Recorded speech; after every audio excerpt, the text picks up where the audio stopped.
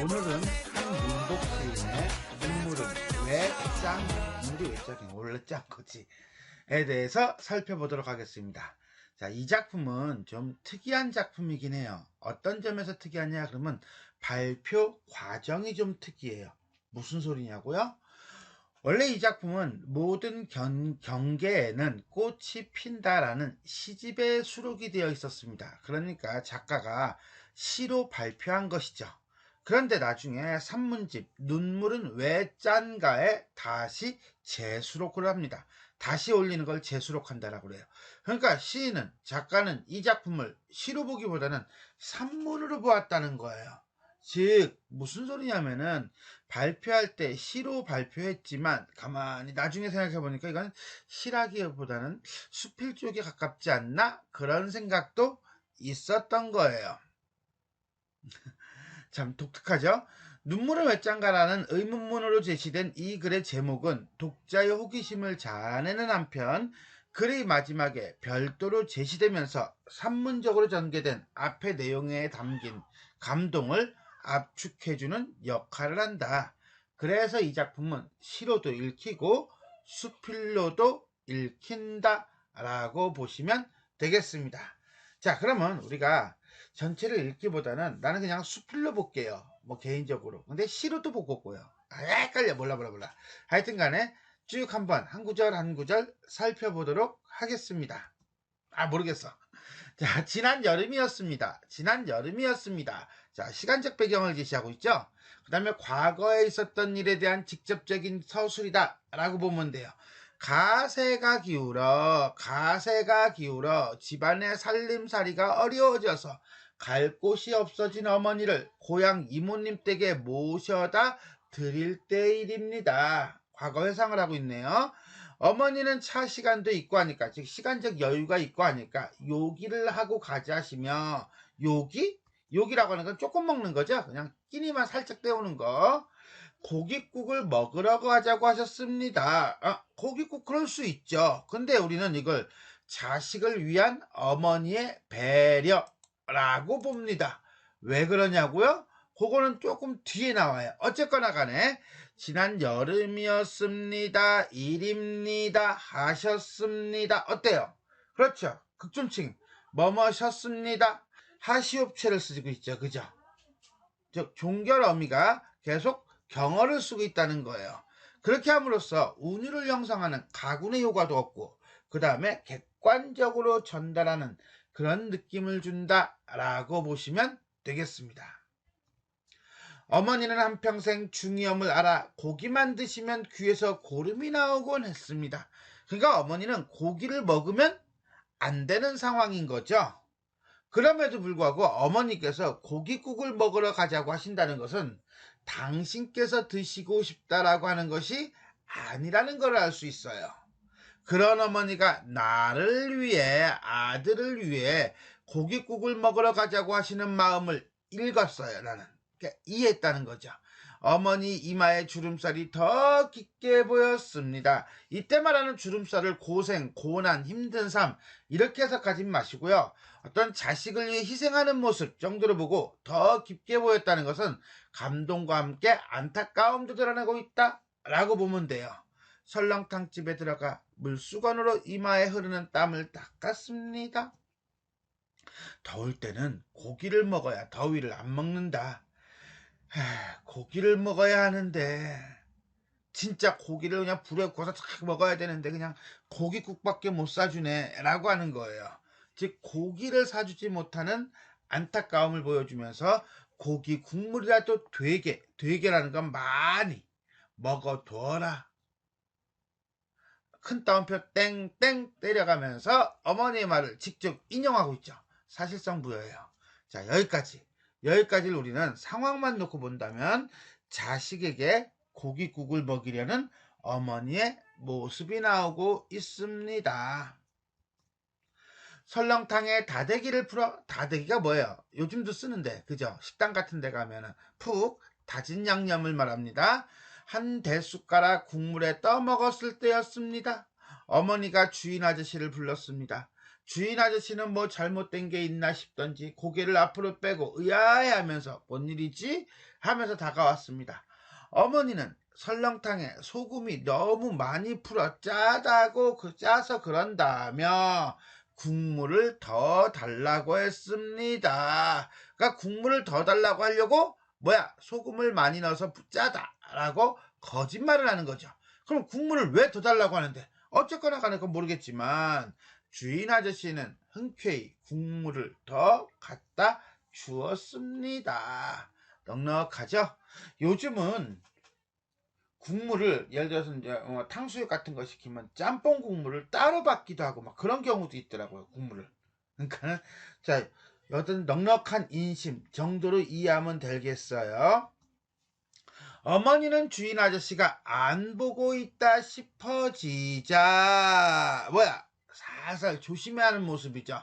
내 투가리 뚝배기예요. 국물을 부어주셨습니다. 아하, 여기서 우리는 상황이 나왔네. 어머니의 바로 의도가 나오는 거야. 결국은 어머니가 소금 핑계대고 국물을 더 달라고 하는 것은 그 앞에 국물이라도 되게 많이 먹어두어라 힌트가 있었던 거예요. 나에게, 자식에게 고기는 못 사주더라도 고기 국물이라도 더 주고 싶었던 거죠. 나는 당황하여 왜? 황당했으니까 예상하지 못했던 거거든. 주인 아저씨를 흘끔거리며 국물을 더 받았습니다. 당황함. 아저씨는 넌지시 조심히 우리 모자의 행동을 보고 애써 시선을 외면해주는 게, 시선을 외면해준다는 건 뭐예요? 그렇죠. 배려하는 거죠. 뭐예요? 알고도 모르는 척 하는 거죠. 역력했습니다. 나는 국물을 그만 따르시라고 내 투가리로 어머니 투가리를 툭 부딪혔습니다. 순간 투가리가 부딪히면 내는 그 소리가 나한테 뭐했어? 서럽게 들렸어. 그러니까 이 소리는 화자의 서러운 감정을 유발하는 계기가 되면서 나는 울컥 치받는 감정을 억제하려고 설렁탕에 만 밥과 깍두기를 마구 씹어댔습니다. 자, 그럼 우린 두 가지를 봐야겠네. 첫 번째, 왜 나는 그렇게 서럽게 들렸어요? 그건 그렇죠. 뭐예요? 내가 가세가 기울었잖아. 내가 돈을 많이 벌고 내가 좀 넉넉했으면 그러면 어머니께서 이런 거짓말을 하지는 않았겠지요. 자신의 신세에 대한 서러움일 거예요. 그것뿐만일까? 아니겠죠. 어머니가 이렇게 할 수밖에 없는 상황, 어머니의 처지와 그 다음에 나의 처지 같이 서러운 마음이겠죠. 결국은 여기서 울컥 치받치는 감정이라고 하는 것은 내가 이렇게 어머니를 거짓말하게 만들었다라고 하는 나의 무능함에 대한 자괴감과 그 다음에 가난에 대한 슬픔이다 라고 보면 돼요. 그러자 주인 아저씨는 우리 모자가 미안한 마음 안 느끼게 조심 다가와 성냥갑만한 깍두기 한 접시를 놓고, 이 깍두기 한 접시는 그렇죠, 아까 봤던 국물하고 똑같은 기능일 거예요. 아저씨의 배려죠. 놓고 돌아서는 것이었습니다. 순간, 일순간 이런 거죠. 아주 짧은 시간 나는 참고 있던 눈물을 찔끔 흘리고 말았습니다. 그렇다면 여기서 말하는 눈물은 어떤 눈물? 자괴감, 미안함, 고마움, 안타까움, 기타 등등등등 좀 많아요. 나는 얼른 이마에 흐른 땀을 훔쳐내려 눈물을 땀인 양 만들어 놓고 나서 한마디로 내가 눈물을 흘리고 있다는 것을 어머니한테 보여주고 싶지 않아서 아주 천천히 물수건으로 눈동자에서 난 땀, 눈동자에 땀이 나요? 라고 하면 안 돼요. 이거는 눈물이 되겠죠. 씻어냈습니다. 그러면서 속으로 중얼거렸습니다. 자, 여기까지. 나는 앞에서 한번 잘랐죠. 잘라서 중심 내용 주제를 얘기했는데 여기까지가 시로 보면 1현, 수필로 보면 첫 번째 문단이 돼요. 그러면서 어머니의 사랑에 흘린 눈물 정도가 되겠습니다. 여기까지 보면 이거는 시가 아니에요. 산문이에요. 그죠?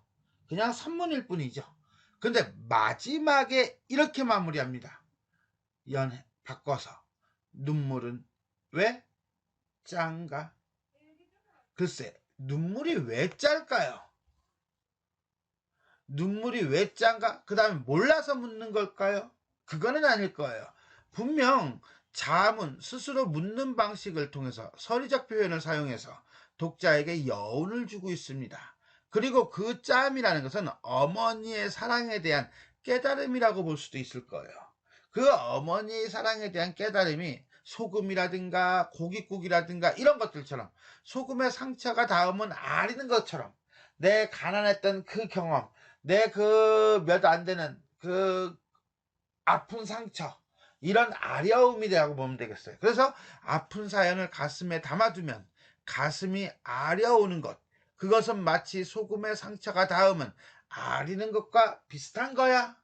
내가 가난했을 때 어머니가 그렇게 해주셨던 거, 그 어머니가 나에게 보여주셨던 사랑, 그런 거야 라고 이제는 독자에게 쭉 설명하는 것이 아니라 이렇게 간결하게 끝을 맺음으로써 많은 것을 상상할 수 있도록 하고 있다는 점에서 이런 함축성은 수필보다는 시에 가깝겠죠. 어쨌거나 저쨌거나 요쨌거나 그쨌거나 간에 결국 눈물이 짠 이유에 대한 자문, 스스로 물음이라고 보시면 되겠습니다. 자, 이제 작품을 정리해 봅시다. 자유시고요.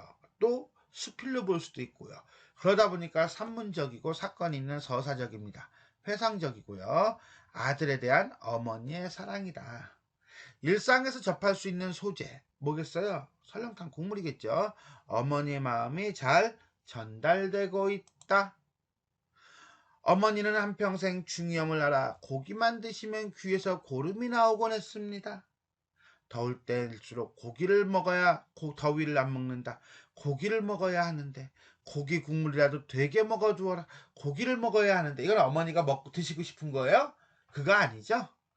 어머니는 주인 아저씨가 안 보고 있다 싶어지자 내 투가리에 국물을 부어주셨습니다.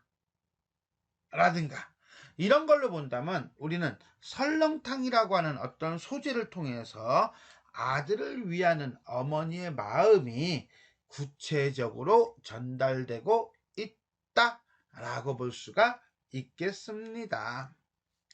자, 그리고 또 하나, 어머니의 모성애만 있는 것이 아니라 아저씨의 배려심도 있었죠. 나눠볼까요? 자, 고기를 못 드시면서 고기국을 먹으러 가자고 하신다든가 국물을 내 투갈이 넣는 어머니의 모습, 그 다음에 아저씨는요 애써 시선을 외면해 준다든가 미안해하지 않게 깍두기 한 접시를 슬쩍 놔준다든가 이런 것들, 그럴 때 우리는 이 고깃국, 설렁탕이죠, 그 국물, 그 다음에 깍두기, 이런 소재들이에요.